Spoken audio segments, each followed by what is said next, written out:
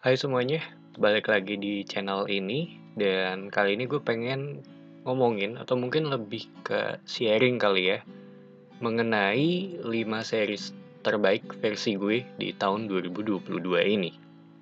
Dan disclaimer dulu, gue nggak nonton semua series yang rilis di tahun ini gitu. Karena kadang ya emang ada fase dimana gue agak bosen untuk nonton. Tapi kemungkinan yang paling besar ya, yang cukup banyak orang suka, tapi gue belum nonton itu ada di seriesnya Andor dari Star Wars. Karena gue cukup cukup ngeliat banyak yang bilang cukup oke sih mengenai series ini. So, langsung aja dari yang urutan ke-5 ya. Ini ada The Boys Season 3. Buat gue ini series yang terus berkembang dari setiap seasonnya semakin lebih baik, dimana secara kalau dibuat grafiknya tuh dia cenderung naik gitu dan terhitung konsisten juga. Seru banget untuk ngikutin di tiap episode ya untuk season 3 ini gitu, walaupun emang terhitung bukan buat semua orang karena cukup brutal, terus banyak aspek seksualnya terutama di season 3 ini. Ada beberapa momen yang masih keinget sama gue. Dan buat yang belum nonton, The Boys ini kurang lebih premisnya tentang bagaimana kalau superhero ini ada di area yang abu-abu gitu. Jadi nggak bisa dibilang baik, tapi iya mungkin lebih ke itu kali ya, nggak bisa dibilang baik. Wajib banget sih untuk dicek ya buat yang belum nonton. Dan yang keempat, ini ada Blackbird. Ini merupakan terhitung adaptasi dari kisah nyata mengenai serial killer, di mana kita ngelihat dari sudut pandang karakter yang bernama Jimmy. Dia menjadi informan untuk mencari bukti-bukti oleh si pembunuh ini. Buat gue ini series yang keren banget sih. Lumayan intens. Begitu nonton di episode pertama aja, menurut gue atau gue sendiri sih udah bisa ngerasain kalau ini series yang kualitasnya ada di atas rata-rata.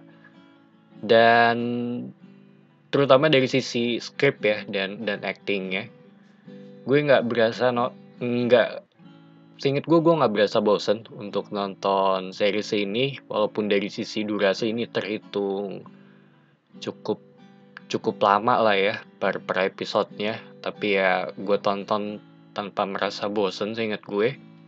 Dan konsisten juga di sepanjang season. Menurut gue ini wajib banget sih ditonton gitu. Mungkin buat gue agak agak underrated kali ya di Indonesia gitu. Dan di urutan ketiga ini ada Kamen Rider Black Sun. Ini merupakan remake dari Kamen Rider Black tentang manusia dan monster yang mencoba untuk hidup bersamaan, di mana ada isu sosial yang dibawain di sini, terutama mengenai rasisme ya, itu yang menurut gue paling paling kental banget di sini. Awalnya jujur aja harapan gue nggak terlalu tinggi sih dari sisi story mengenai series ini ya. Karena tujuan gue nonton di awal ya emang cuma pengen ngeliat jagoan masa kecil gue yang berantem ngelawan monster gitu, sama gue pengen beli action figurnya aja. Dimana ya emang jadi salah satu profit mereka juga kan dari jualan mainan gitu. Agak-agak mirip dengan Transformer dan Power Ranger sama Marvel juga. Cuma ketika gue nonton di episode pertama ya, pas gue nonton di episode pertama itu jujur aja agak agak kaget sih gitu. Secara objektif ya ini series yang terhitung bisa dibilang cukup bagus, terlepas dari aspek CGI ya, di mana ada beberapa momen yang ngebuat gue agak agak sedikit drop. Tapi secara keseluruhan ini series yang emang terbilang oke gitu dan bisa juga dinikmati buat mereka yang bukan fansnya gitu atau generasi baru sekarang gitu. Terus di nomor kedua, dan ini agak susah sih di spot ini ya buat gue gitu karena gue bingung ini mau ditaruh di nomor satu atau dua gitu. Cuma menurut gue White Lotus di season kedua itu lebih pas di posisi kedua ini. Tentang orang-orang kaya yang berlibur di sebuah resort bernama White Lotus, tapi ada sebuah misteri kematian seseorang di tempat ini baru semuanya flashback.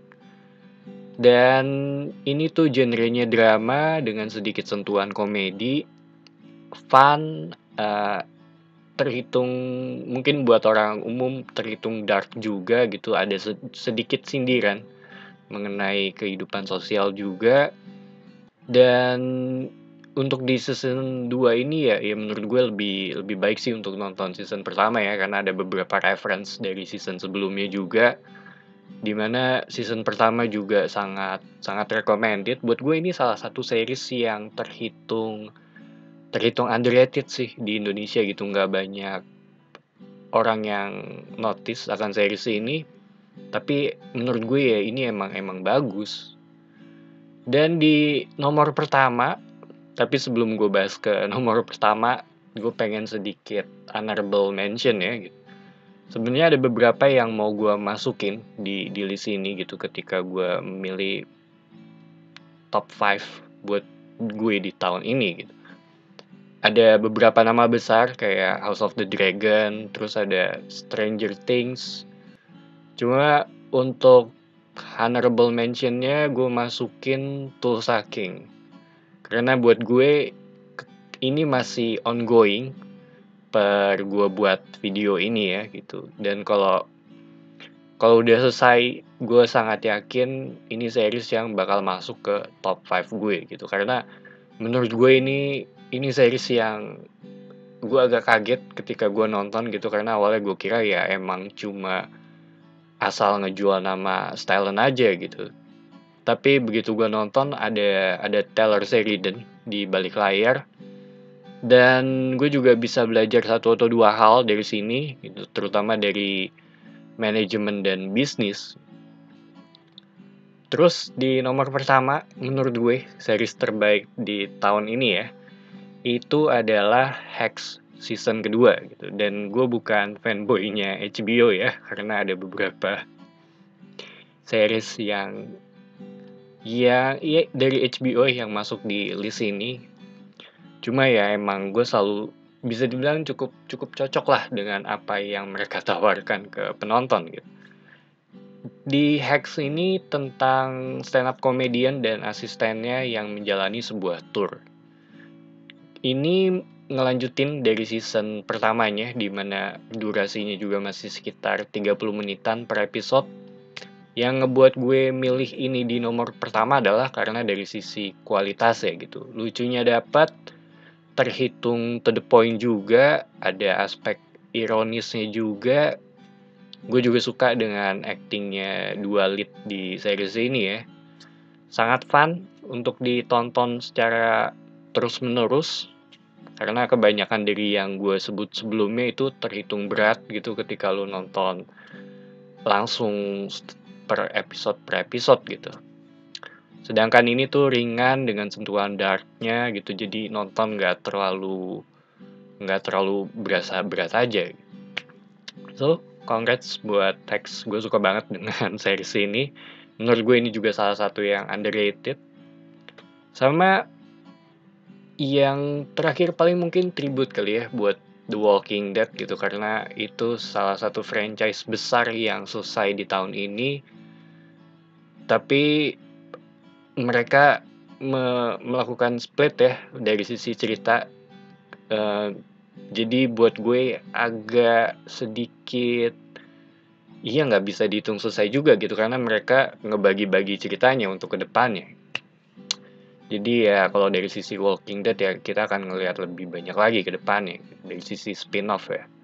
So, itu aja 5 series favorit gue, atau bisa dibilang 5 series terbaik di tahun 2022.